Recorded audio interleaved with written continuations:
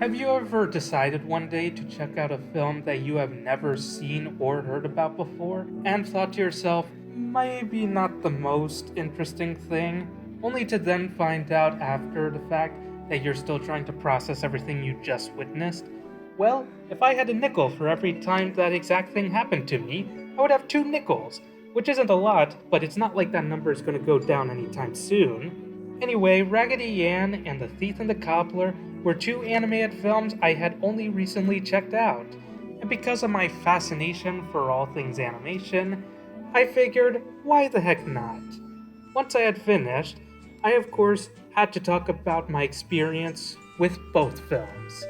There are 2 things both Raggedy Ann and The Thief and the Cobbler had connecting each other. 1. These were the only 2 films that were directed by Richard Williams, not just animated, but directed.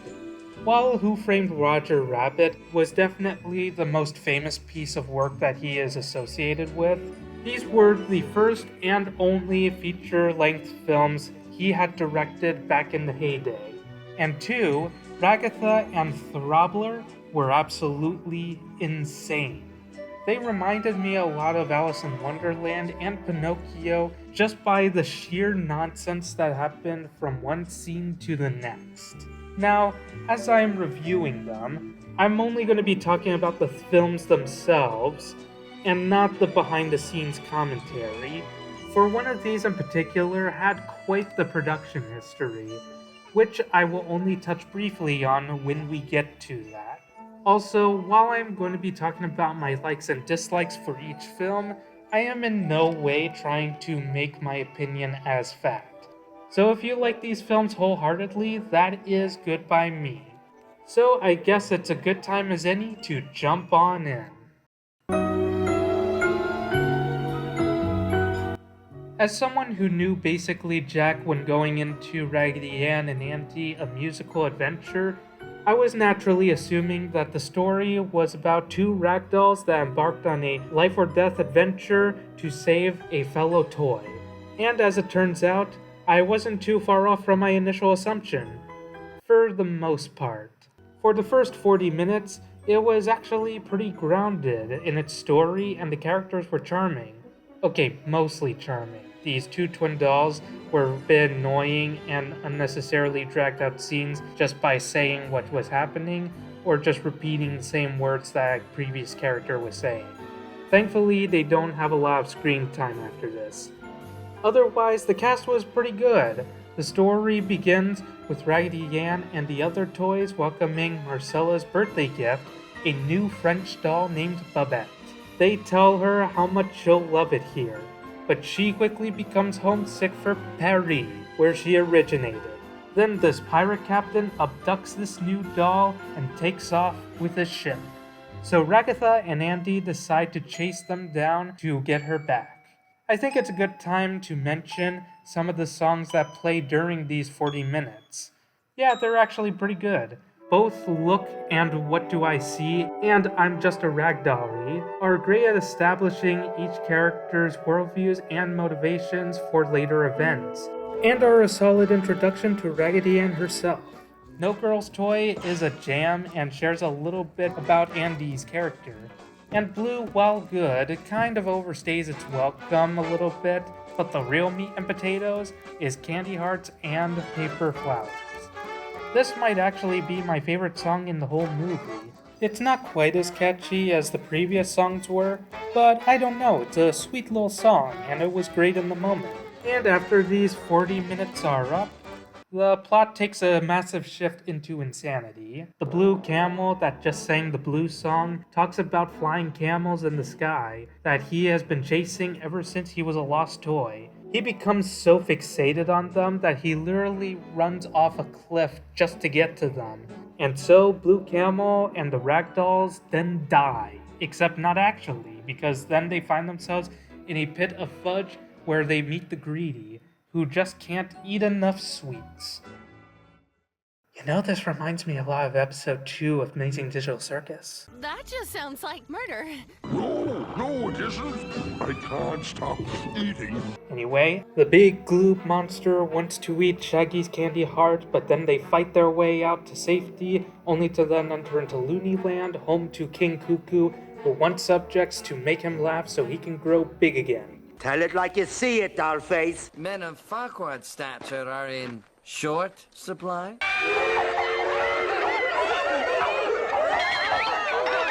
After some visually neat sequences and some pies on the face, they then ride into sea and make their way to the pirate ship, where they find out that Babette has become captain now, and the previous pirate sings to his parrot of how good of friends they are, and then the king brings the tickle monster, and the tickle monster then tickles everyone, which makes them laugh, which then makes him laugh, and then he inflates into queso. Then the parrot from the previous pirate then has the brilliant idea to pop him like a balloon, which creates an explosion so powerful it literally snaps everybody back into reality.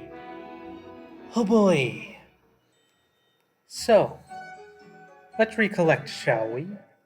Once all the chaos has died down, the gang return home safely with Babette and their new friend, the Blue Camel. And that's the whole movie. This was quite an experience for me. The film is carried exclusively by the animation and a lot of the songs. Speaking of songs, remember how I mentioned some of them earlier in this review? Well, as it turns out, that wasn't even half the songs in this movie. There are at least 10 songs within this movie. Most animated musicals don't even have the same number of musical numbers that are consistently good. Not to mention, some of the songs, while decent, aren't necessary for the plot or characters and could easily be removed from the narrative without anything really changing. Now that I think about it, even the main characters don't have that much to do other than to follow the plot in a very and then this happened sort of format. So while this film doesn't flow well into a cohesive narrative, it is indeed some wacky, insane fun where half the time you don't even know what will happen next. Overall, this was a fine watch with some pretty good songs admittedly, but overall it might be a little bit all over the place from time to time, especially in the second half. So I will give Raggedy Ann and Andy a Musical Adventure a solid 6 out of 10. It's not great, but it was definitely a fun watch.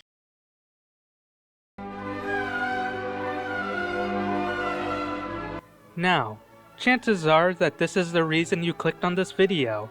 The Thief and the Cobbler contains what might actually be the most disastrous production history of any film ever, of which I'm not going to go too deep into, but I will mention that this movie was reportedly meant to be Richard's magnum opus, his most important product and his first true masterpiece.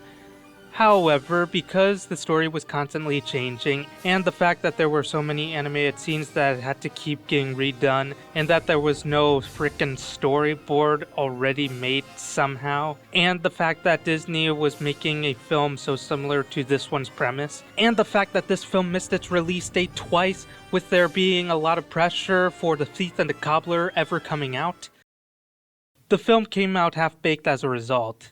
And I don't mean just the script. Oh, no.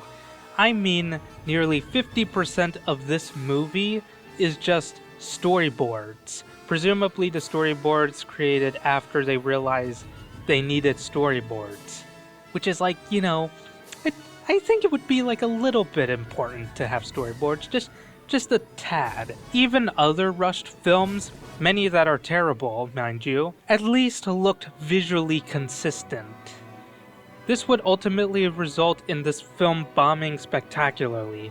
While I hesitate to say that this is outright the biggest box office bomb ever, let's just say that it's kinda hard to think of a film with this much of a box office failure as this one. I tell you all this just to explain why The Thief and the Cobbler turned out the way it did, as well as what might actually be the most interesting part about this whole film. Now, there are many different versions of The Thief and the Cobbler under many different titles with some scene and story changes to boot. However, for the sake of this video, I'm going to be looking at the original Thief and the Cobbler. Anyway, the film itself is fine. Let's start with the good stuff first. Outside of the aforementioned animation consisting of storyboards, the parts that do feature a finished scene are actually really good with some unbelievably well done animated sequences. Raggedy Ann had some visually stunning scenes like with the Greedy and the chase sequence in Looney Land, but The Thief and the Cobbler, meanwhile, ran wild with the animation and the overall presentation of it all. Eat your heart out, Disney live action. Another great aspect of this film is the soundtrack. While it's definitely no Ragatha the Musical, it definitely is well done and is a necessary addition to the narrative as a whole, and nearly every other aspect after these two kinda fall flat in a lot of ways. Okay, let's start with the story first. The plot mainly focuses on a prophecy about how these 3 golden balls that have brought peace to the Golden City will be taken away and bring despair. But the city can be saved by the simplest of souls with the simplest of things. That is actually a really good setup. However, it takes almost exactly the same amount as Ragatha's descent into insanity as it does for the plot to actually start. After the city has no balls, Tak the Cobbler and Princess Yum Yum must go to see the witch, who basically tells them that Tak will be the special and defeat the One-Eyes. As far as the characters go, there really isn't anything amazing about any of them. Zigzag is probably the closest to an interesting character. He's mildly entertaining and makes for a moderately okay villain with a bunch of meme scenes to boot, and this underrated gem. I'm taking my balls and leaving. Single best part of the movie.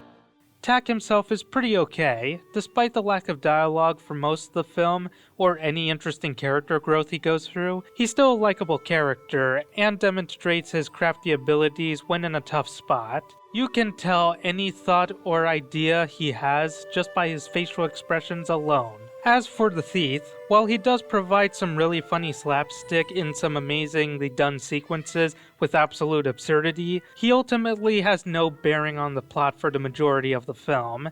He steals the golden balls early in the story thanks to some insane luck, and then ceases to be relevant until he needs to steal them again in the climax through a series of conveniences that will absolutely give the luckiest characters in fiction a run for their money. But then Tak bangs his balls against the thief's head, which is apparently enough for him to cut his losses. Bro, when has a hit on the head ever stopped you from getting what you want? You've been through many situations that were way more deadly than just a bonk on the head. Like, come on, bro. Anyway, outside of these 3 gems, every other character is kinda boring. Princess Yum Yum is just the princess character, with only sparing amounts of interesting interactions. The king is sleepy. That's pretty much his whole character. When I first saw the One-Eyed Army, I thought they would be a genuinely terrifying force that would linger over the whole film. Especially when I saw for the first time their introduction scene, I truly believed that they were a force to be reckoned with. Yeah, they really don't do much to taking over the Golden City until Zigzag joins their side. They aren't even the ones who steal the balls, it was the thieves, dumbos. You know, as impressive as the animation is when it is polished up, and the overall scope the movie is going for, I can't brush off the many issues present in this movie. I can at least say that there was an effort to making this as good of a product as possible given the circumstances, and trust me, there were many bumps in the road for everyone working on this. But to me, there's just a lot holding this movie back from being the masterpiece I'm sure Richard wanted it to be. I don't know, I'd probably also give it a 6 out of 10, though it's bordering on a 5, I give it a 6 just for my respect alone. Again, it's an okay movie, not as good as Raggedy Ann, but what can you do? And that, my friends, are the 2 movies I ended up reviewing. Wow, I didn't share everything that happened during The Thief and the Cobbler's production because there just simply wasn't enough time on my hands to fully go in depth with everything that happened, so I'll provide a link in the description that will get into the real nitty-gritty of the behind-the-scenes content. I will also provide 2 videos from Matt Draper and Saberspark if you want to hear all that happened in video form. So even though neither of these films were amazing, both to me or the general public it seems, as someone who values animation as a nearly limitless way to tell stories that will speak to people of all kinds, and even in spite of all the problems I had with both movies, I actually had a great time. There was absolutely no way that these 2 films were going to ever reach the same heights that Disney's best films have, and that's okay. Not every film needs to be a Lion King or an Aladdin, and can just simply be a fun little story that doesn't have to be super deep or thought-provoking. It would be asking a lot for every film, especially animated films, to strive for unrealistically high expectations, and I'm certainly not holding these 2 films to those expectations. So while Raggedy Ann and The Thief and the Cobbler weren't the most groundbreaking films I've ever seen, who knows, maybe they'll speak to you, and they've already spoken to many, I'm sure. Remember, if there are any movies or TV shows you want me to talk about, mainstream or independent, comment down below and maybe I'll add it to my list of video topics. Also, I might see Zootopia 2 when I'm on break. Curious to see how that will go. Anyway, I'll see you guys in the next video.